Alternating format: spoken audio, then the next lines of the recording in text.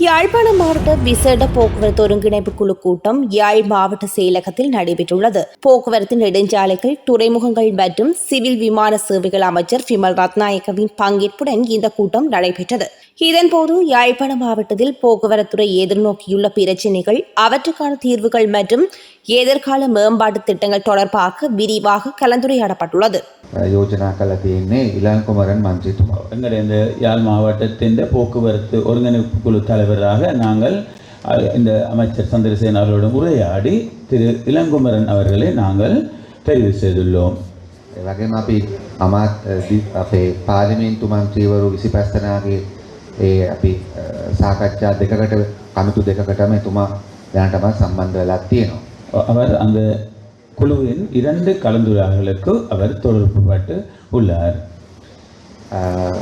ඒක ඒ නිසා මෙතන දිස්ත්‍රික්කයේ තුල ඔබතුමාලා මුණ දෙන අපේ අමාත්‍යංශයට දාලා කරන ඕනම ගැටලුවකදී සිරිමුණදාරි මහතුරුන්ට සභාපතිතුමාලාට පුළුවන් ඉලංකුමරන් මන්ත්‍රීතුමාවත් උපරිම යොදා ගන්න ඔබතුමාලාගේ වැඩ කටයුතු හරියාකාරව කරගන්න.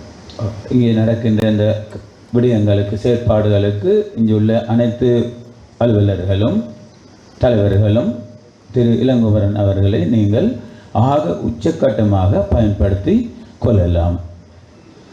ඒක තමයි දෙවෙනි channel එක. அது 2வது தொடர்பாடல் சேனல். திலீபனுக்கு அஞ்சலி செலுத்த சென்ற கடற்தொழில் அமைச்சரை தமிழ் தேசிய மக்கள் முன்னணியினர் தடுத்து நிறுத்திய சம்பவத்திற்கு பலரும் கண்டனம் தெரிவித்து வருகின்றனர். யாழ்ப்பாணத்தில் திலீபனின் நினைவேந்தல் நிகழ்வுகள் நல்லூர் பின் வீதியில் அமைந்துள்ள தியாக தீபத்தின் நினைவிடத்தில் நடைபெற்று வருகின்றது.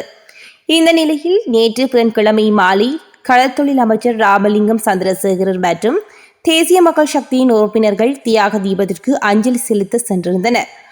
இதன்போது அங்கிருந்த தமிழ் தேசிய மக்கள் முன்னணியினர் அமைச்சரை அஞ்சலி செலுத்த அனுமதிக்க மாட்டோம் என தடுத்து நிறுத்தி முரண்பட்டுள்ளனர். மக்களுடைய பிள்ளைகள் காணாமல் போயிருக்கின்றார்கள், அவர்களை நினைவு கூறுவதற்கான உரிமைகள் இருக்கின்றது.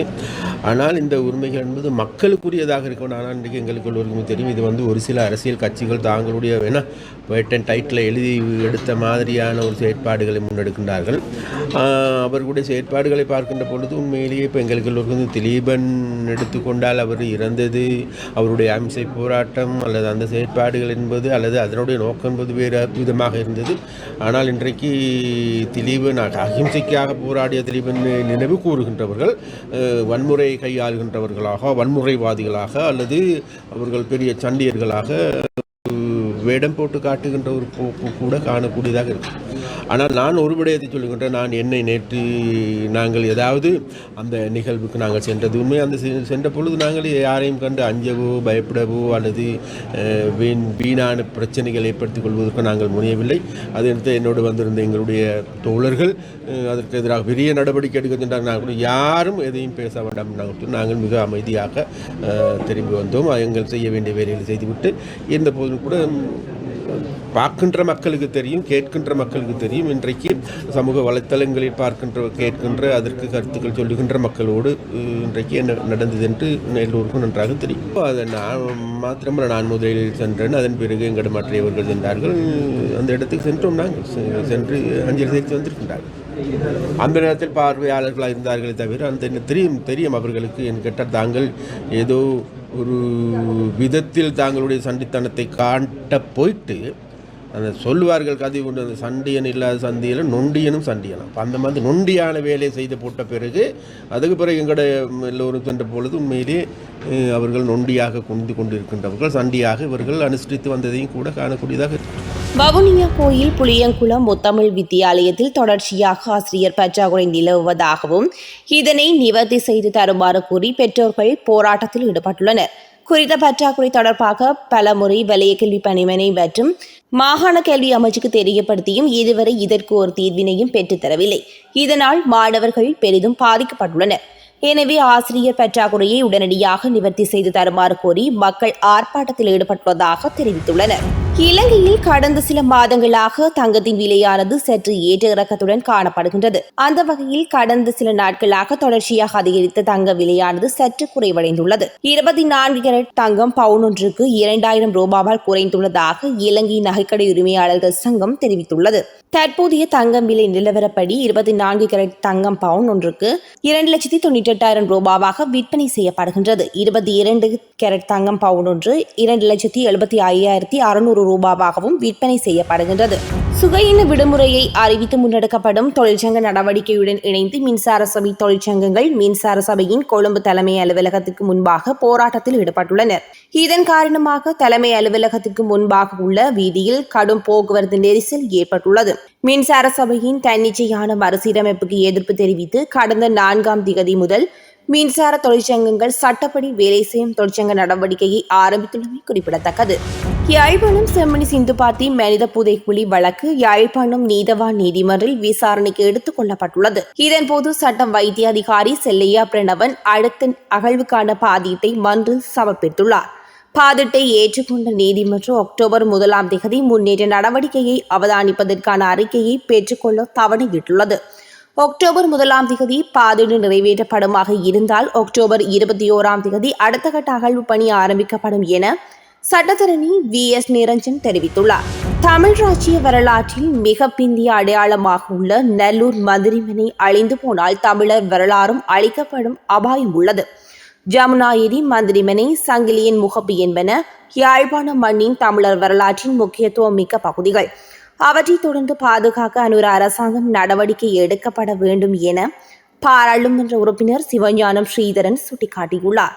நல்லூர் மந்திரிமனையை தொல்பொருள் திணைக்கள அதிகாரிகளுடன் சென்று பார்வையிட்ட பாராளுமன்ற உறுப்பினர் ஸ்ரீதரன் எவ்வாறு கருத்து தெரிவித்துள்ளார். ஹெரோயின் போதைப் பொருளை தம்பசம் வைத்திருந்த குற்றச்சாட்டில் பிக்கு உள்ளிட்ட 3 பேரை மாத்தளை குற்றப்புலனாய்வு பிரிவினர் கைது செய்துள்ளனர். இதன்போது அவரிடம் இருந்து 10.3 கிராம் ஹெரோயின் போதைப் பொருள் கைப்பற்றப்பட்டுள்ளது. சம்பவம் தொடர்பில் கைது செய்யப்பட்ட பிக்கு அளவு போலீஸ் பிரிவுக்குட்பட்ட விகாரையொன்றில் சேவையாற்றிய 38 வயதுடையவர் என தெரிவிக்கப்படுகின்றது. அவருடன் கைதான ஏனைய 2 பேரும் 29 மற்றும் 31 வயதுடையவர்கள் எனவும் அவர்களிடம் இருந்து 17 கிராம் ஹெரோயின் கைப்பற்றப்பட்டதாகவும் போலீசார் தெரிவித்துள்ளனர். ஹட்டன் டிக்கோயா நகரத்தில் உள்ள கடைகள், சில்லறை விற்பனை நிலையங்கள், உணவகங்கள், வெதுப்பகங்கள் மற்றும் இறைச்சி கடைகளில் திடீர் சோதனை நடவடிக்கைகள் முன்னெடுக்கப்பட்டுள்ளன. ஹட்டன் டிக்கோயா நகர சபையின் சுகாதார வைத்திய அதிகாரி மற்றும் பொது சுகாதார பரிசோதகர்கள் குழுவினரால் உள்ளூராட்சி வாரத்துடன் இணைந்து அம்பகமுவ சுகாதார மருத்துவ அதிகாரி அலுவலகத்தின் பல பொது சுகாதார பரிசோதகர்களின் ஒத்துழைப்புடன் இந்த திடீர் பரிசோதனை மேற்கொள்ளப்பட்டுள்ளது. இதன்போது மனித பாவனைக்கு பொருத்தமற்ற உணவுப் பொருட்கள் கைப்பற்றப்பட்ட நிலையில் முறையற்ற வகையில் உணவு தயாரிப்பில் ஈடுபட்ட வியாபார நிறுவனங்களுக்கு எதிராக ஹட்டன் நீதவான் நீதிமன்றம் ஊடாக வழக்குகள் தாக்கல் செய்து சட்ட நடவடிக்கைகள் மேற்கொள்ளப்பட உள்ளதாக தெரிவிக்கப்பட்டுள்ளது.